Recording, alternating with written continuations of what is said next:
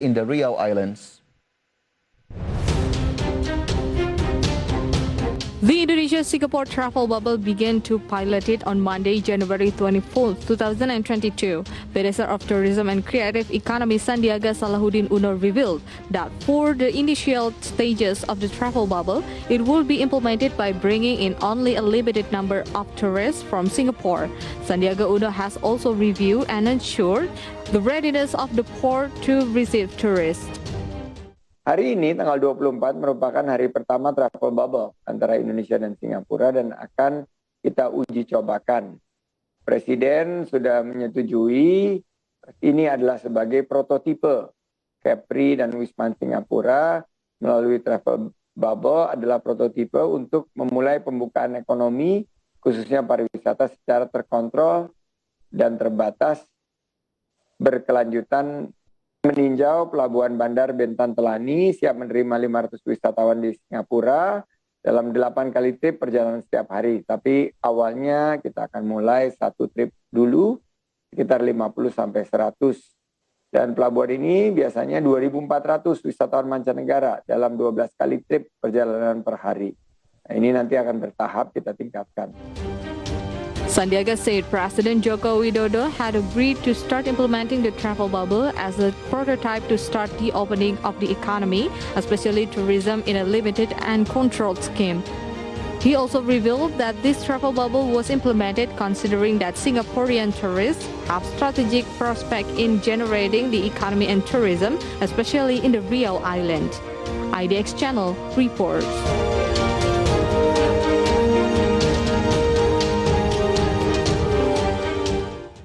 Meantime, due to the travel bubble implementation between Singapore and Indonesia, the Indonesian government plans to add direct flights from Singapore to Bali.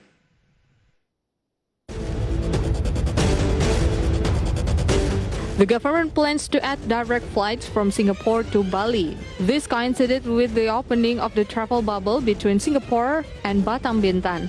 The Coordinating Minister for Maritime Affairs and Investment, Luhut Binsar Panjaitan, added that although the trials had begun and the procedures had been strictly enforced, it was also possible that two countries' travel bubble would be stopped. Saya baru bicara sama Menteri Perhubungan. Kita tadi mau nambah pesawat dari Singapura ke Bali, misalnya dari Emirates Singapura direct flight dan seterusnya. Tapi apakah ini bisa terus berjalan? We don't know. Tergantung nanti bagaimana perkembangan. Seperti tadi yang dibilang oleh Menteri Menko Airlangga bahwa bubble antara Singapura, Bintan, Batam. Yes, kita akan evaluasi seminggu lagi atau 2 minggu lagi. Kalau tiba-tiba ada masalah, ya kita pertimbangkan untuk stop lagi. Jadi semua ini sangat dinamis dan kita akan evaluasi tiap minggu.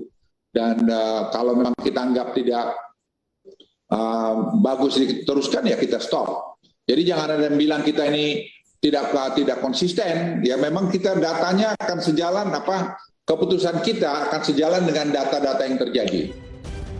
Regarding the travel bubble, Coordinating Minister for Economic Affairs Erlangga Hartarto said the entrants are located at the Nong Sapura Ferry Terminal in Batam and the Bandar Bentan Telani Ferry Terminal. To be able to enter through the two ports, he said there are several conditions that must be met. First, the traveler must have been fully vaccinated in 2 doses. Second, must show negative evidence of COVID-19 PCR for a maximum of 3 times 24 hours. Third, have an entry permit visa. Fourth, travelers must also have $30,000 worth of insurance and use the Peduli Lindungi applications. IDX Channel reports.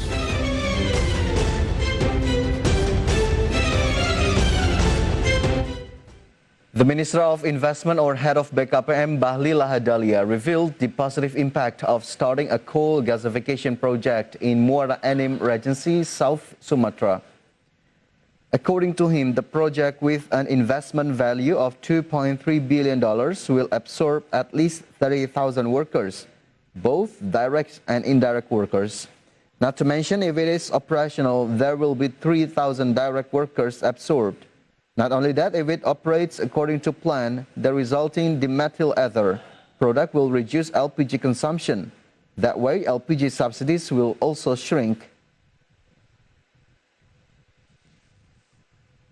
bahwa realisasi investasi ini sebesar 33 triliun, Pak.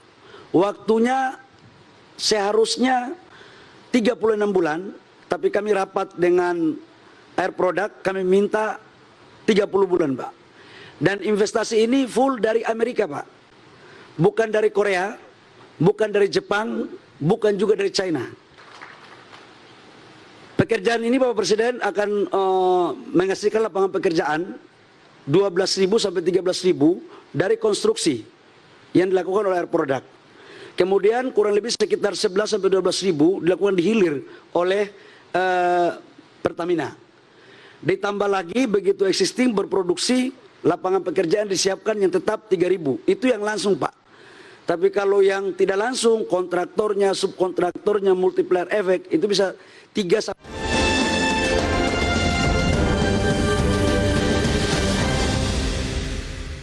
And we're moving on to global update. US and Europe declare unity against Russia over Ukraine. Meanwhile, deadly crash reported outside a stadium hosting an Africa Cup of Nations match in Cameroon.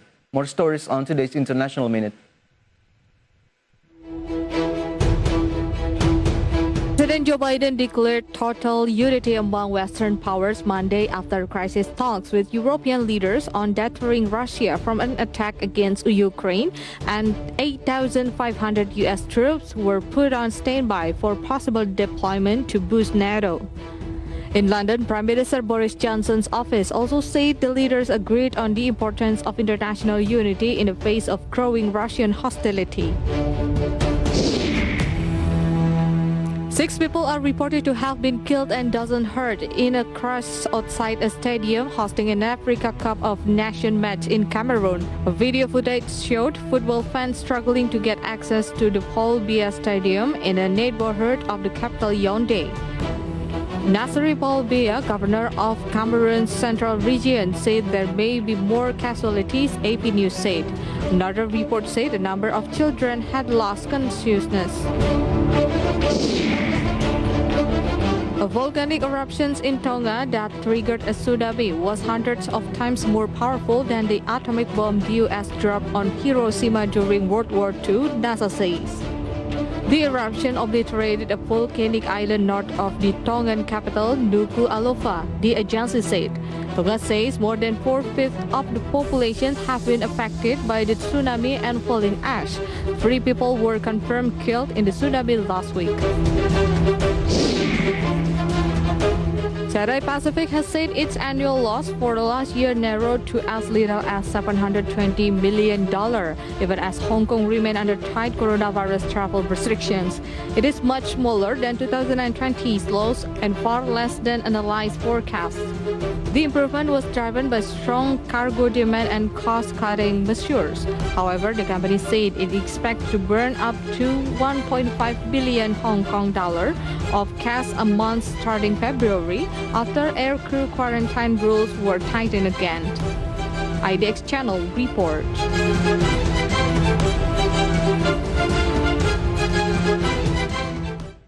Taman Mini Indonesia Indah revitalization is expected to complete on October 2022. Market headlines will be right back.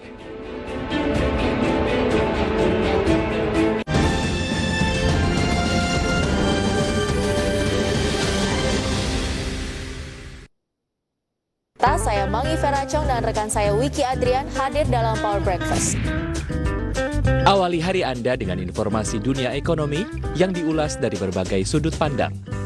Indeks harga saham gabungan konsisten. Simak pula analisa pasar modal dan inspirasi bisnis dari berbagai perusahaan rintisan.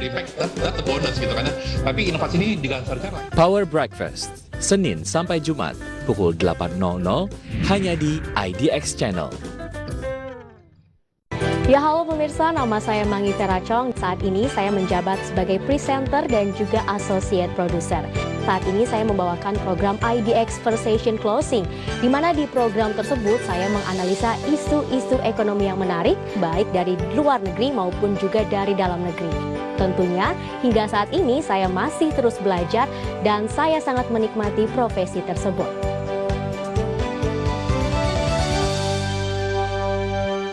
Awal mula tertarik untuk menulis buku dan kenapa memilih untuk buku anak gitu? Karena aku tuh penikmat buku anak. Dan Perbincangan bersama sosok wanita yang menginspirasi. Aku suka banget ngumpulin buku anak. Nah, ada nggak sih inspirasi? Diulas secara santai dan mendalam. Buku anak dari luar banyak sih ya. Cuma akhir-akhir ini aku lagi suka banget sama bukunya Women's Talk. Setiap Jumat pukul 12.30 waktu Indonesia bagian Barat hanya di IDX Channel.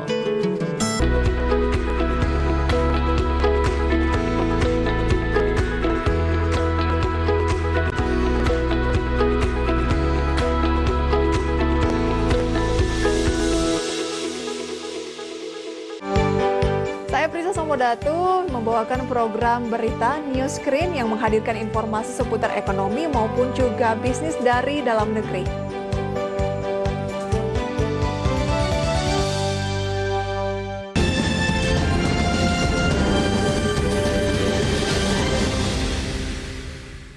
You're watching Market Headlines. The Financial Services Authority or OJK prohibits Indonesian financial services institutions from facilitating crypto assets, both using and marketing them. Chairman of the OJK Board of Commissioners, Wimbo Santoso, say that his party did not supervise and regulate crypto assets. That authority lies with the Commodity Futures Trading Supervisory Agency or BAPEPT of the Ministry of Trade. However, according to him, a ban needs to be given because crypto assets are a type of commodity that fluctuates highly and their value can go up and down at any time. With this trend, the public must understand the risk of investing in these digital assets. For information, crypto assets are regulated by the Commodity Futures Trading Supervisory Agency of the Ministry of Trade through BAPEPT Regulation Number 2 of 2019 concerning the implementation of the physical commodity market on the future exchange. In Indonesia, crypto assets are considered a commodity futures exchange and are still prohibited as a means of payment.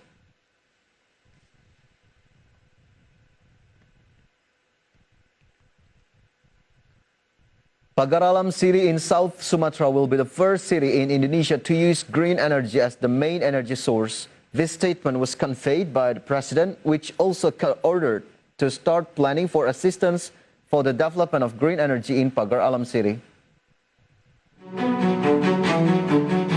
President Joko Widodo revealed that Pagar Alam City in South Sumatra will be the first city in Indonesia to use green energy as the main energy source in its community activities. This status can be realized if Pagar Alam also uses electricity from green energy as the main energy source for vehicles to the daily needs of its people. Ini akan menjadi kota dengan zero emission yang pertama. Kalau nanti bisa ditindaklanjuti, ini baru listrik, rumah tangga dan penggunaan listrik yang lainnya. Kalau ditindaklanjuti, nanti penggunaan kendaraannya listrik, penggunaan mobilnya listrik, Pagar Alam akan menjadi kota yang pertama di Indonesia yang menggunakan energi hijau. As a form of appreciation, Jokowi has ordered the Minister of State on Enterprises, Erick Thohir, and the Governor of South Sumatra to start planning for assistance for the development of green energy in Pagar Alam City.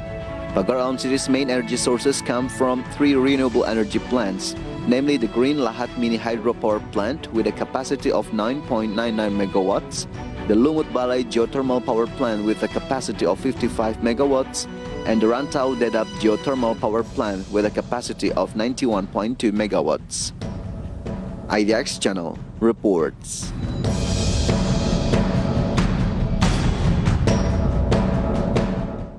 Manpower Minister Ida Fauzia has said that the widespread practice of using minimum wage as the effective wage by company instead of implementing the wage structure and skill is an issue that needs to be addressed. The minimum wage is intended to apply only to workers who are in their first year of work, and the wage structure and skill must be applied for all workers after the first year, she explained. This factor is responsible for the massive public reaction to the new minimum wage, which is adjusted and announced annually by the government, the minister added. The minister said that she is currently holding dialogues with business and industry actors to encourage them to apply the wage structure and scale instead of the minimum wage as the effective wage.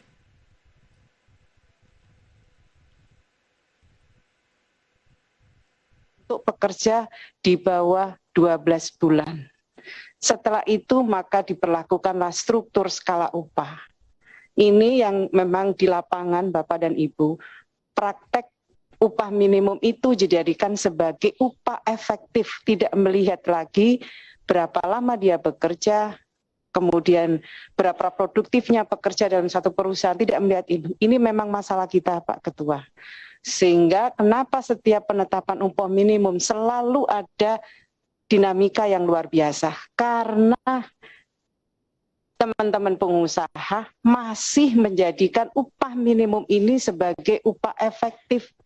Padahal sudah jelas bahwa ini hanya berlaku, ini adalah safety net, batas bawah. Batas bawah. Ini yang saya harus dengar. Setelah itu maka perusahaan harus menetapkan struktur skala upah. Taman Mini Indonesia Indah or TMI has been revitalized since early January and the management expects it will be finished in October 2022. Taman Mini Indonesia Indah or TMI has been revitalized since early January and Aviasi Pariwisata Indonesia or InJourney as the parent company expected it will be finished in October 2022. Currently, TMI still welcomes visitors. However, the operational hours will be reviewed during the revitalization by Taman Wisata Candi Management and State Secretariat Ministry because starting from March until the completion, the construction is expected to be more complicated and expanded.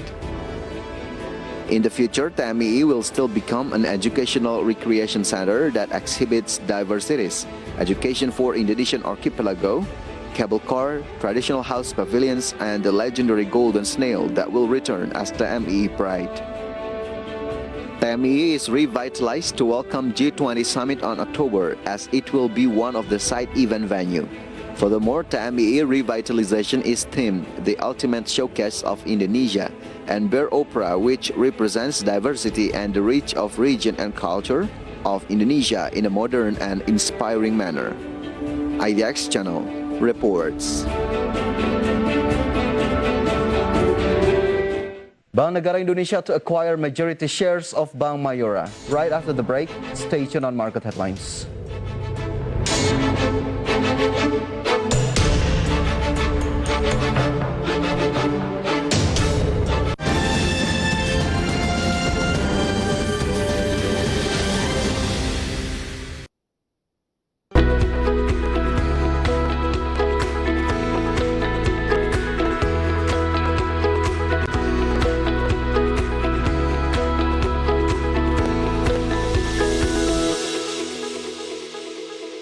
Ya halo pemirsa, nama saya Mangivera Tjong. Saat ini saya menjabat sebagai presenter dan juga associate producer. Saat ini saya membawakan program IDX Conversation Closing, di mana di program tersebut saya menganalisa isu-isu ekonomi yang menarik, baik dari luar negeri maupun juga dari dalam negeri. Tentunya hingga saat ini saya masih terus belajar dan saya sangat menikmati profesi tersebut.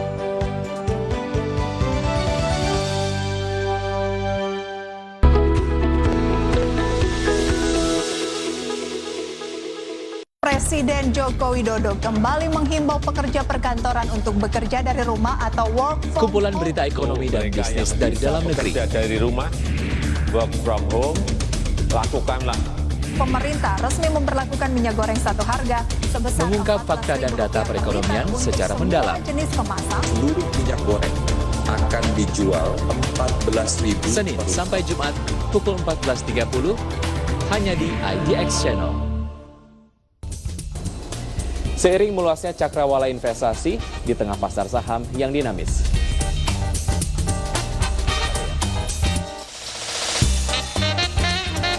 Analisa mendalam diperlukan untuk menemukan saham berorientasi value yang menghasilkan kinerja yang tinggi. IDX Channel akan mengulas isu pasar dan pergerakan saham terkini. Saksikan ulasannya bersama analis terpercaya hanya di IDX Channel.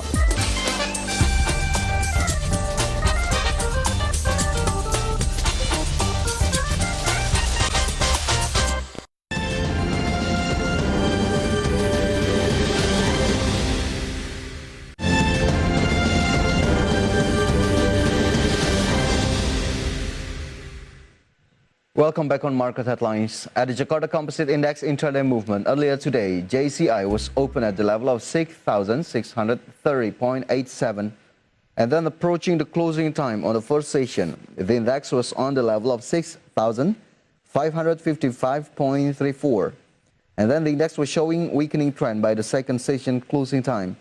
The index was closed at the level of 6,568.17. And in short, Jakarta Composite Index went down 1.31%. And next, we're going to see the sectoral movement leading the dynamics of today's trading. We got technology as the leader of weakening trend that went down 3.88%. Transportation and logistics sector went down 2.68%. Basic went down 0.57%, and health sector went down 0.41%. And moving on to top gainers and top losers, here are the key highlights from today's trading. From the top gainers, the new issuer ASLC went up 25.00% to the level of 320 rupiah per share. BCIP went up 16.67% to the level of 84 rupiah. MITI went up 25% to the level of 300 rupiah per share. And Yellow went up 9.23% to the level of 142 rupiah per share. And for the top losers for today's trading, we got Arto went down 6.95% to the level of 17,075 rupiah per share. Bank Sentral Asia went down 0.32% to the level of 7,775 rupiah per share. Bank Rakyat Indonesia went down 1.21% to the level of 4,070 rupiah per share. And Bank Negara Indonesia went down 4.23% to the level of 6,800 rupiah per share. And next, we're going to see the intraday movement of rupiah towards US dollar. Open at the level of 14,357 rupiah, showing strengthening trend towards US dollar. And it was closed at the level of 14,325. And in summary, rupiah went up 0.01%.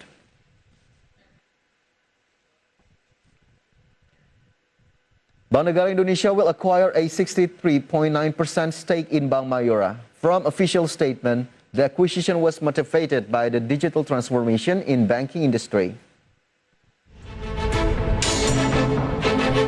Bank Negara Indonesia will acquire a 93.9% stake in Bank Mayora. The acquisition plan is known from the summary of the share takeover plan they announced. The proposed takeover was signed on January 12, 2022 by the directors of BNI and Bank Mayora.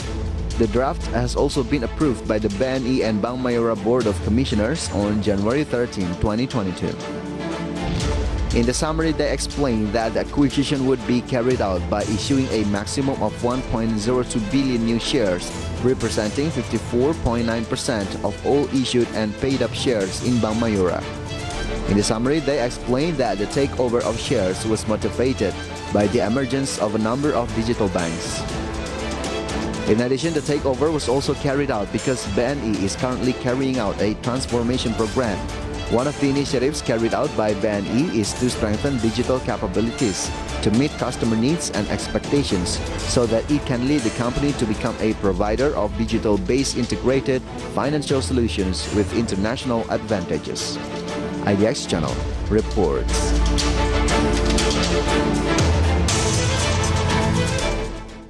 Meantime, Tower Bersama Infrastructure will be more aggressive in spurring its business. It is reflected in its capital expenditure allocation of 3 trillion rupiah in 2022. This year, Tower Bersama Infrastructure will be more aggressive in spurring its business. The company has also increased its capital expenditure allocation to 3 trillion rupiah this year. Meanwhile, the company last year allocated a maximum capital expenditure of 2 trillion rupiah from internal cash and bank loans. For information, Tower Bersama has 19,938 tower units with 37,983 rentals. However, Tower Bersama will focus on expanding coverage outside Java. However, the company is currently overshadowed by a number of maturing bonds with a value of 5.51 trillion rupiah, with details of bonds maturing in the first quarter of 2022 amounting to 1.89 trillion rupiah. In the second quarter of 2022, 970 billion rupiah. In the fourth quarter of 2022, 1.2 trillion rupiah, and in the fourth quarter of 2022 is 1.45 trillion rupiah. IDX Channel reports. In order to boost its performance this year, Pakuan Jati has targeted pre-sales revenue or marketing sales to grow by 28.6%. To achieve this, Pakuan is also preparing to launch property products, including in Bekasi and Surabaya.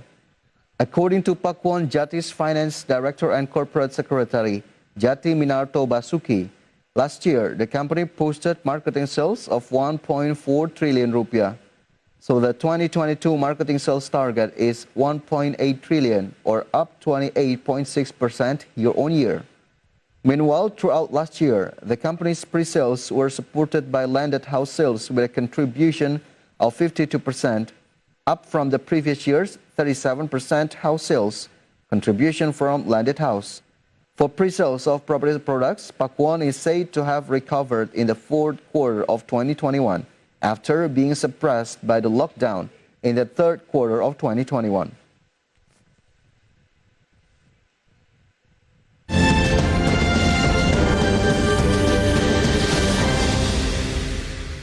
And we're stepping aside from market condition as the efforts in achieving herd immunity is still going on. Here it is an update data about COVID-19 vaccinations in Indonesia.